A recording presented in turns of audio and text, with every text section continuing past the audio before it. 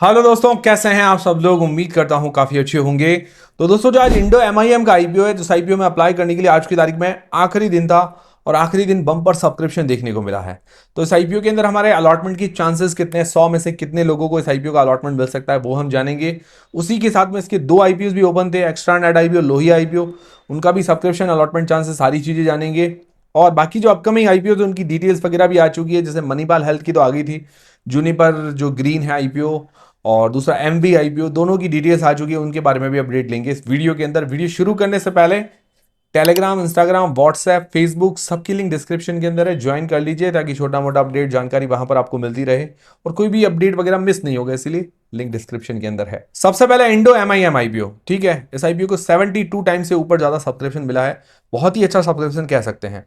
लगभग आप मान के चले 1,93,000 करोड़ रुपए के आसपास लगे हैं टोटल 3 दिन के अंदर, बहुत ही अच्छा पैसा लगा है। जिसमें क्यूआईबीज ने बम्पर सब्सक्राइब किया है, 204 गुना के आसपास क्यूआईबीज की तरफ से सब्सक्रिप्शन देखने को मिला है। मतलब 1,93,000 करोड़ में से 1,55,000 करोड़ रुपए के आसपास क्यूआईबीज ने पैसा लगाया। बहुत अच्छी बात है कि क्यूआईबीज जब ज्यादा सब्सक्राइब करते हैं तो उस आईपीओ को ज्यादा इंपॉर्टेंस भी मिलती है।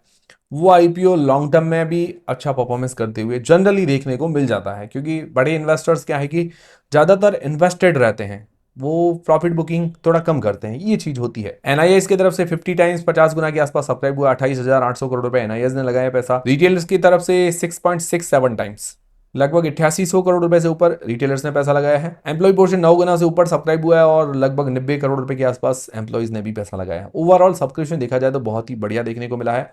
आप में से किन किन लोगों ने कौन कौन सी कैटेगरी में अप्लाई किया, कमेंट करके मुझे जरूर बताइएगा। मैंने 6 लॉट रिटेल कैटेगरी के अंदर अप्लाई किए हैं। अब इस आईपीओ के अंदर हमारे अलॉटमेंट की चांसेस कितने, मतलब 100 में से एक अंदाजन अलॉटमेंट कितना मिल सकता है, ये फिक्स नहीं है, एक अंदाजा है, क्योंकि किसी की एप्लीकेशन रिजेक्ट भी होती है, काफी लोग 2 भी अप्लाई करते हैं, 3 भी अप्लाई करते हैं, लॉट इस तरह से होता है। ठीक, एवरेज हल्का फुल्का मतलब करीब करीब हम कैलकुलेशन जान लेंगे। तो जो बिग एचएनआई कैटेगरी है, 10 लाख से ऊपर की एप्लीकेशन, उसके अंदर जो करीबन करीबन चांसेस है 9% के आसपास। ठीक है, 100 में से 9 लोगों को अंदाजन अलॉटमेंट मिल सकता है। स्मॉल एचएनआई जो कैटेगरी है 2 से 10 लाख के बीच की, उसके अंदर लगभग 3% के आसपास चांसेस है, लगभग 100 में से 3 लोगों को इसका अलॉटमेंट मिल सकता है। रिटेल कैटेगरी के अंदर जो चांसेस है लगभग 16 से लेकर 20% के बीच में, 100 में से 16 से लेकर 20 लोगों को इसका अलॉटमेंट एक अंदाजन मिल सकता है, ये एक अंदाजा है। अब देख लीजिए आपके कितने चांसेस है, कौन कौन सी कैटेगरी में आपने अप्लाई किया है। वैसे इस आईपीओ के अंदर काफी बढ़िया चांसेस नजर आ रहे हैं, स्पेशली रिटेल कैटेगरी के अंदर करीब करीब 20% के आसपास चांसेस हो ही जाएंगे। और इसका अलॉटमेंट स्टेटस लिंक्डइन टाइम की वेबसाइट पर कल की तारीख में 28 जुलाई को देखने को मिल जाएगा। जीएमपी इसकी शानदार चल रही है 40% के आसपास, लगभग 194 रुपए पर शेयर के आसपास मान के चल सकते हैं, डिमांड काफी अच्छी है। फिर दोस्तों, जो एक्स्ट्रा नेट आईपीओ है उसको लगभग 12.24 गुना के आसपास टोटल सब्सक्रिप्शन देखने को मिला है। छोटा ही इश्यू साइज था, टोटल 1400 करोड़ रुपए के आसपास लगे हैं, बट ज्यादा रिस्पांस देखने को नहीं मिला। जिस हिसाब से छोटा इश्यू साइज, ऐसा जरूरी नहीं कि छोटा इश्यू साइज होता तो रिस्पांस नहीं मिलता है, काफी ऐसे आईपीओ है जिनको रिस्पांस बहुत ज्यादा मिलता है, बट इसको नहीं मिला, तो मतलब खास इंटरेस्ट नहीं दिखाया। क्यूआईबी 7 गुना के आसपास सब्सक्राइब हुआ है, लगभग 237 करोड़ रुपए क्यूआईबीज ने पैसा लगाया है। एनआईएस 26.65 गुना के आसपास सब्सक्राइब हुआ है, एनआईएस की तरफ से लगभग 650 करोड़ रुपए से ऊपर पैसा लगे हैं। रिटेल कैटेगरी करीब करीब 9 गुना के आसपास सब्सक्राइब हुए हैं, 500 करोड़ रुपए के आसपास रिटेलर्स ने पैसा लगाया है, लगभग ये सब्सक्रिप्शन मान के चल सकते हैं। तो ओवरऑल देखा जाए तो कम सब्सक्रिप्शन है, कम रिस्पॉन्स देखने को मिला है। तो इस आईपीओ के अंदर जो अलॉटमेंट की चांसेस नजर आ रहे हैं 100 में से अंदाजन चांसेस, बिग एचएनआई कैटेगरी के अंदर जो 10 लाख से ऊपर की एप्लीकेशन है 20% के आसपास चांसेस है। स्मॉल एचएनआई के अंदर 4% के आसपास, रिटेल कैटेगरी के अंदर 10 से 12%, मतलब जो इंडो एमआईएम है उससे काफी कम चांसेस है। हालांकि इसको सब्सक्रिप्शन कम मिला, उसको सब्सक्रिप्शन ज्यादा भी मिला है, बट उसका इश्यू साइज बढ़ा था इस कारण। तो आप देख लीजिए आपने कौन सी कैटेगरी में अप्लाई किया। पर्सनली मैंने इस आईपीओ में अप्लाई नहीं किया। इसका अलॉटमेंट स्टेटस कल की तारीख में के फिनटेक की वेबसाइट पर 28 जुलाई को देखने को मिल जाएगा। जीएमपी लगभग 4% के आसपास चल रही है, 5 रुपए पर शेयर के आसपास मान के चल सकते हैं, डिमांड काफी कम है। फिर दोस्तों, लोहिया कॉर्पोरेशन आईपीओ, ये टोटल 7.25 गुना के आसपास 3 दिन के अंदर सब्सक्राइब हुआ है, लगभग 4400 करोड़ रुपए से ऊपर लगे हैं पैसे टोटल 3 दिन के अंदर। क्यूआईबीज ने 9 गुना के आसपास सब्सक्राइब किया है, 2900 करोड़ रुपए के आसपास क्यूआईबीज ने पैसा लगा, मतलब क्यूआईबीज की तरफ से थोड़ा ज्यादा पैसा लगा, अच्छी बात है।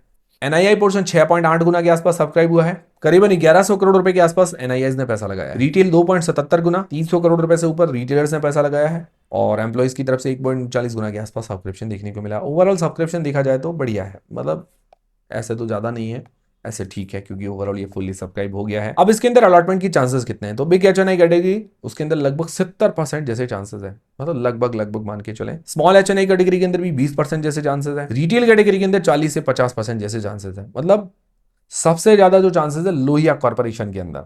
अब देख लीजिए आपने कौन सी कैटेगरी में अप्लाई किया है, पर्सनली मैंने अप्लाई नहीं किया इस आईपीओ के अंदर, सिर्फ इंडो एमआईएम में मैंने अप्लाई किया। इसका भी अलॉटमेंट स्टेटस कल की तारीख में लिंक्डइन टाइम की वेबसाइट पर 28 जुलाई को देखने को मिल जाएगा। जीएमपी लगभग 2% के आसपास चल रही है, डिमांड काफी कम है, लगभग 10 रुपए पर शेयर के आसपास मान के चल सकते हैं। तो ये है करंट आईपीओ के अपडेट्स। अब दोस्तों जो अपकमिंग आईपीओ है उनमें से मणिपाल हेल्थ आईपीओ लगभग 29 जुलाई को ओपन होने वाला है। जीएमपी लगभग 4% के आसपास है, 23 रुपए पर शेयर के आसपास चल रही है।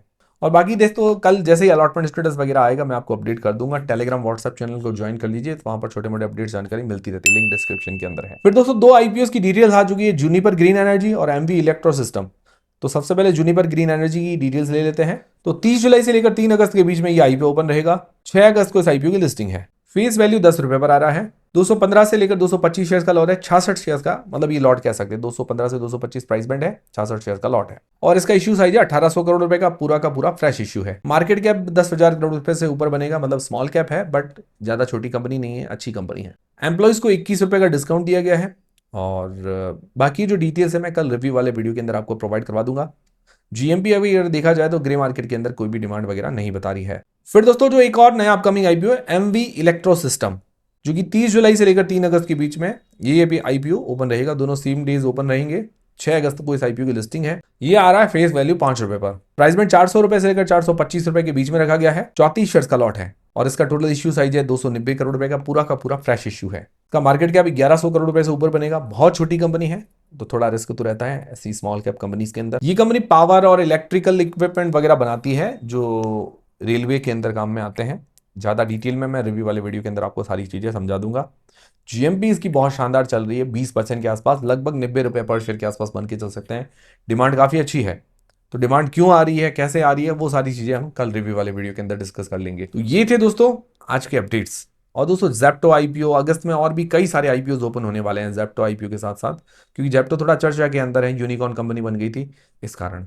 बाकी आईपीओ और भी आने वाले हैं, डिटेल में हम रिव्यू करते रहेंगे, डिटेल में जानकारी लेते रहेंगे कौन कौन से आईपीओ आने वाले हैं। अब 2-3 दिन बाद अगस्त महीना भी लगने वाला है, तो सारी डिटेल्स आ जाएगी धीरे धीरे करके। तो ये थे दोस्तों अपडेट्स। वीडियो पसंद आए तो लाइक जरूर करें, चैनल को सब्सक्राइब कर ले। मिलते हैं दोस्तों अगले वीडियो के अंदर।